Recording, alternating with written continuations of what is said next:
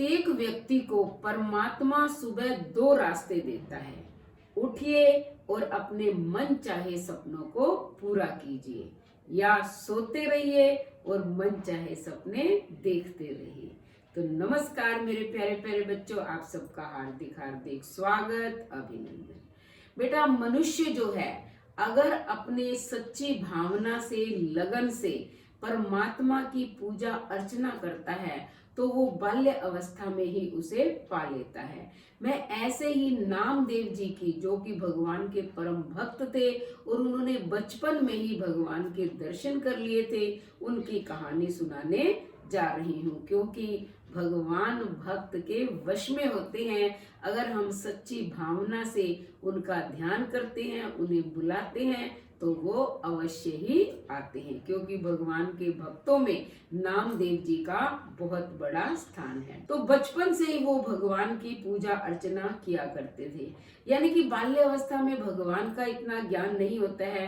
उनके पास जो खिलौने थे वो खेलते, लेकिन उनमें ही वो भगवान को देखते, उन्हें अच्छे से स्नान कराते, अच्छे वस्त्र पहनाते, पूजा अर्चना करते, क्योंकि ऐसी पूजा करते हुए वो अपने नाना जी को प्रतिदिन देखा करते थे और कहते भी थे कि नाना जी मुझे भी मौका दो पूजा करने का, जैसे आप करते हो वैसे ही मैं भी पूजा करूंगा। लेकिन नाना जी कहते अभी तुम बच्चे हो, अभी क्या करोगे, क्योंकि बड़े यही सोचते हैं कि अभी बच्चा है, कोई गलती कर देगा भगवान नाराज हो जाएगा। उन्हें क्या पता कि भगवान तो भावना के भूखे हैं। एक दिन वो जिद करने लगा कि नाना जी बताओ ना, आप मुझे कब सेवा करने दोगे, कब सेवा करने दोगे। तो नाना जी ने कहा कि अभी 4-5 दिन बाद मैं गांव से बाहर जाऊंगा 3 दिन के लिए, तब तुम जो है मेरे ठाकुर जी की पूजा करना, लेकिन कोई गलत काम नहीं करना है, यानी कोई त्रुटि मत कर देना, जैसे मैं करता हूँ वैसे ही पूजा करना। अब बच्चे के मन में लालसा जाग गई कि मुझे 3 दिन तो चलो सेवा करने का मौका मिलेगा, वरना तो अभी तक मैं अपने पत्थर और मिट्टी के खिलौनों को ही भगवान मानकर उनकी पूजा करता था। वो रोज सुबह पूछते नाना जी कब जाओगे, नाना जी कब जाओगे। तो वो दिन भी आ गया जिस दिन नाना जी को जाना था। अब नाना जी ने नामदेव जी से कहा कि तुम जो है मेरे प्रभु को दूध अवश्य पिला देना। उन्होंने कहा ठीक है। कहते क्योंकि ये भूखे नहीं सोएंगे, बिना दूध, सुबह भी दूध पिलाना है, शाम को भी दूध पिलाना है। उन्होंने कहा ठीक है। अब नामदेव जी ने क्या किया, सुबह उठते स्नान वगैरह करके ठाकुर जी को नहलाया धुलाया, फिर उनकी पूजा अर्चना की, नए अच्छे वस्त्र पहनाए और फिर जो है 2 सेर दूध गर्म करके उसमें मिश्री डाली और इलायची डाली कि भगवान को स्वादिष्ट लगे, और एक अच्छे से कटोरे में डाल के भगवान के आगे रख दिया और पर्दा भी लगा दिया, जैसे उसके नाना जी करते थे। थोड़ी देर के बाद जो है फिर उन्होंने पर्दा हटा के देखा तो दूध तो सारा वैसे का वैसा था। फिर नामदेव जी ने दोबारा पर्दा लगाया और कहा कि हे प्रभु आप दूध पी लो, वरना नाना जी नाराज हो जाएंगे। फिर दोबारा उन्होंने पर्दा हटा के देखा, फिर दूध वैसे का वैसा था। पूरा दिन बीत गया, पूरी रात चली गई।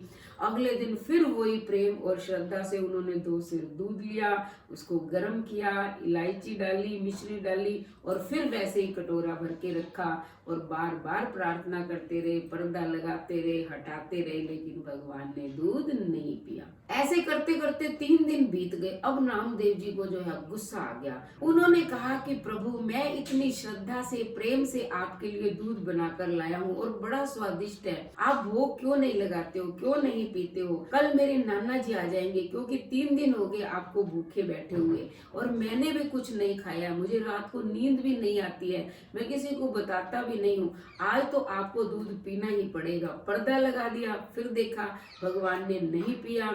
तो अब उन्होंने एक छुरी निकाल ली, कहा अच्छा अगर तुम जिद्दी हो तो मैं भी जिद्दी हूँ, जब तक तुम दूध नहीं पियोगे मैं भी नहीं पीऊंगा।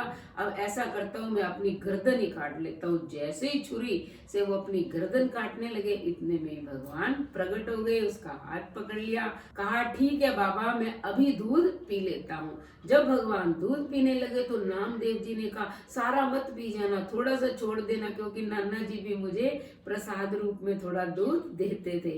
भगवान ने कहा ठीक है, थोड़ा दूध छोड़ दिया, बाकी का पी लिया। नामदेव नामदेव जी ने ग्रहण कर लिया। अगले दिन उसके नाना जी आ गए, उसने सारी बात खुश होके अपने नाना जी को बता दी। नाना जी ने विश्वास ही नहीं किया। वो कहते हैं ऐसे कभी हो सकता है क्या, भगवान भी कभी दूध पीते हैं? हम तो खाली भोग लगाते हैं, भगवान खाली दृष्टि भोग लगाता है, पीता नहीं है। लेकिन नामदेव जी माने ही नहीं, कहते मैंने तो सचमुच पिलाया है। तो नाना जी ने कहा कि ठीक है, अगर तुम में सच्ची भक्ति है और सचमुच तुम्हारा दूध भगवान ने पिया तो आज मेरे सामने पिला कर दिखाओ। नामदेव जी ने फिर दूध गर्म किया, वही मिश्री इलायची डाली और भगवान के आगे रख दी, पर्दा भी लगा दिया। लेकिन भगवान कहाँ दूध पीने वाले थे, नहीं पिया। फिर जो है नामदेव जी को गुस्सा आ गया, कहता है अच्छा आज मुझे झूठा साबित करना चाहते हो, कल तो बड़े आराम से दूध पी लिया था, अब मैं फिर दोबारा अपना जो है गला काटने को तैयार हूँ, तुम मेरा कहना नहीं मानोगे। तो जैसे छुरी निकाली काटने के लिए अपनी गर्दन, वैसे ही भगवान फिर प्रकट हो गए उसके नाना जी के सामने और उसे दर्शन भी दिया, दूध भी पिया। अब नाना जी बेचारे इतने पश्चाताप की अग्नि में जल रहे थे, पूछो ही ना। उनकी आंखों के अंदर आंसुओं की धारा बह रही थी कि हे प्रभु, मुझे इतने साल हो गए आपको भोग लगाते हुए, आपने कभी भोग नहीं लगाया, कभी दर्शन नहीं दिया। आज इस बच्चे के कारण जो है मुझे दर्शन हुए हैं। तो भगवान तो भावना के भूखे हैं, जो सच्चे मन से भगवान को बुलाते हैं भगवान दौड़े चले आते हैं। तो बेटा भगवान की भक्ति करो, सच्चे मन से करो, और भगवान से आप क्या कामना रखोगे, भगवान तो आपकी कामनाएं सब जानते हैं, क्योंकि वो सर्वव्यापक हैं, कण कण में व्याप्त हैं, अंतर्यामी हैं। आपके मन को वो स्वयं ही जानकर आपकी हर इच्छा पूरी कर देंगे, जो भी आप चाहते हो। लेकिन श्रद्धा से भगवान में अपना मन लगाओ। तो कैसी लगी कहानी? कहानी अगर अच्छी लगी तो चैनल को सब्सक्राइब करें, लाइक और शेयर करें, कमेंट करें और बेल आइकन के बटन को दबाएं ताकि अगली कहानी का नोटिफिकेशन सबसे पहले आपको मिले। धन्यवाद।